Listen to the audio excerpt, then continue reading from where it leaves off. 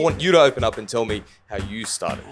Watching my mum sort of struggle financially, becoming, the best I could in my craft. Hey legends, welcome to the Connect podcast, A no BS approach to connecting people, connecting businesses, connecting communities. and connecting successes. Connection is why we're here. I want you to open up and tell me how you started.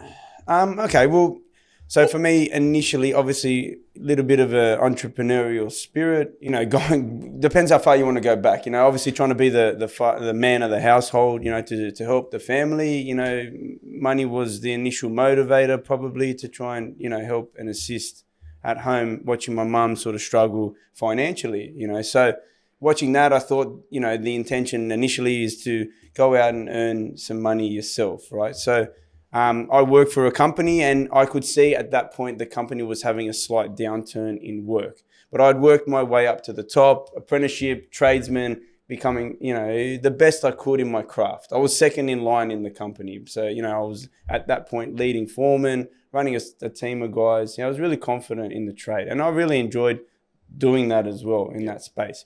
But I always had that sort of spirit to do my own thing. I could see the company was having a slight downturn. And I actually went to the boss at that point and said, hey, I've been toying with the idea of starting my own thing. How do you feel if I was maybe to do a couple of small contracting jobs through you? And his response to me was one I didn't expect at that point. He actually, he got angry and upset about the fact that I was thinking about that, how he had vision for the company and how he expected me to do this and that. And it really put a chip on my shoulder. I thought, hang on, I thought you had the best intentions for me. I thought, you wanted the best for me. You told me every day that, how much he valued me and appreciated me. But when I said I wanted to try and do my own little thing, he came from a direction. He automatically saw you as a competitor. Yeah. It changed from being like a mentor. And man, as a young fella, I thought, wow, he doesn't really want the best intention for me. So that put me on a direction. I was like, you know what? I want to answer to myself.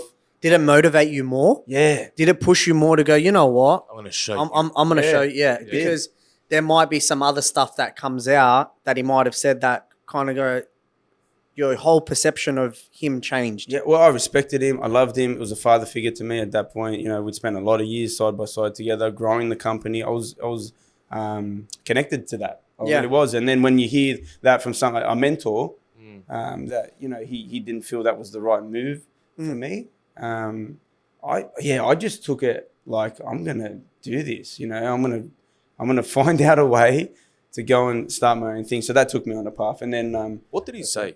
So because he had vision for his own company, he obviously had planned, what the future looked like. Which also had you involved in. Yeah, so he was always dangling the carrot. I'm going to buy you a van. I'm going to do all these things and set all these things for. Man, none of that ever came to fruition, right? Yeah. So so there was a lot of empty promises, and it all.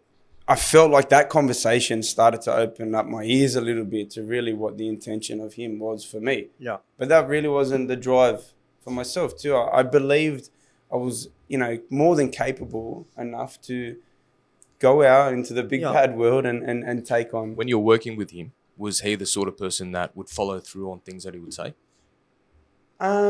If he would say something or promise or dangle that carrot in front of you, how often would he follow through? No, like playing it back now,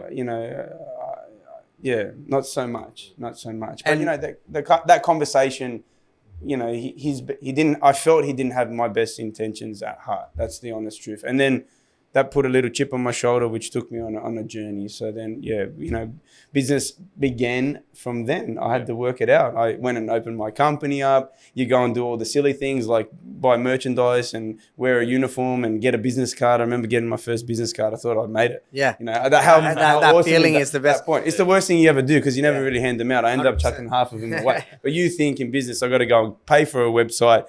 Go and this. Get excited. Well, in saying that, someone told me about, and this, when I got my first business card, they said, you usually throw your business card away. Yeah. So make the back of it blank, because when anyone ever needs something to write on, they're going to use the back of your business card. I've thrown away thousands of business cards. It's incredible. But, you learn things the hard way.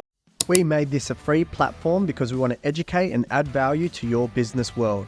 All we ask for as a payment is to hit the subscribe button and share it with people that you know would benefit from this conversation. If you want to elevate your connections, we'll see you at the next Connect MacArthur event.